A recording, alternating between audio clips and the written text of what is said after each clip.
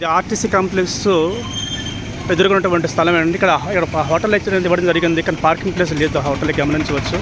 ఆ పార్కింగ్ అంతా కూడా రోడ్డు మీద జరుగుతూ ఉంది.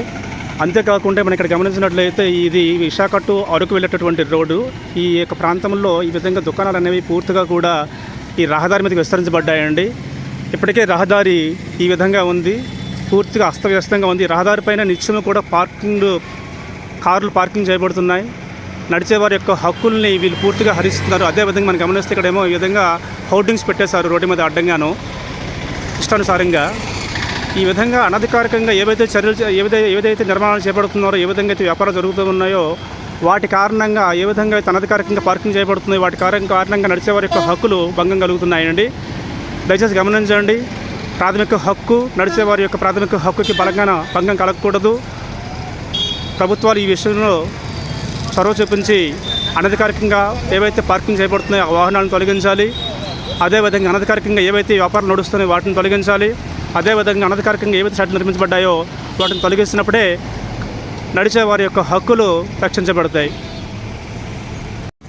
పార్కింగ్ యొక్క స్థలాన్ని ఈ విధంగా తోపుడు బడ్డీలు ఆక్రమణ చేయడం కారణంగా ఈ ఆటోలు అవి కూడా రోడ్డు మీద నిలిపేస్తున్నారండి. అంతేకాకుండా ఈ యొక్క భవనాల వల్ల ఏం చేస్తున్నారంటే వ్యాపారస్తులు రోడ్డు పైన ఈ విధంగా గ్రావెల్ లాంటి వేయడం కారణంగా ఇక్కడ వాటర్ అనేది నిలబడిపోతుంది. నడిచేవారి యొక్క హక్కులకి భంగం కలుగుతూ ఉంది.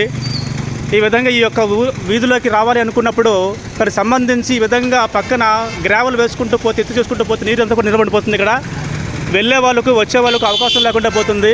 ఇదే వీధిలో చాలామంది నివసిస్తూ ఉన్నారు. వారందరికీ కూడా ఇబ్బందికరంగా మారుతుంది ఇటువంటి వాతావరణం.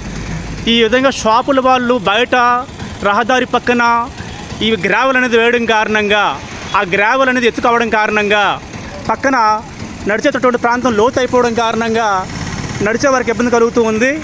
మనం గమనిస్తే ఈ విధంగా గమనిస్తే కాలువల నుండి వచ్చేటటువంటి నీరు ఏదైతే ఉందో అది పోవడం కోసం కూడా కాలువకు కన్నం పెట్టారు. ఇది పంచాయతీ వారు తనకు పర్మిషన్ జరగాల. అదే కాలువలో చెత్త పోతుంది. ఆ చెత్త పోవడం కారణం కాలువలు మళ్ళీ ఏమవుతున్నాయి, నిండిపోతూ ఉన్నాయి. ఈ విషయాన్ని కూడా పంచాయతీ వాళ్ళు దృష్టి పెట్టుకోవాలి.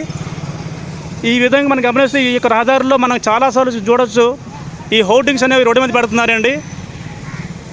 దాని కారణంగా ఏమవుతుందంటే పార్కింగ్ తొలగ స్థలం అనేది హోర్డింగ్స్ ఆక్రమణ చేస్తుంది. అందువల్ల ఆటోలు అనేవి అన్నీ కూడా రోడ్డు మీద పార్కింగ్ చేస్తున్నారు.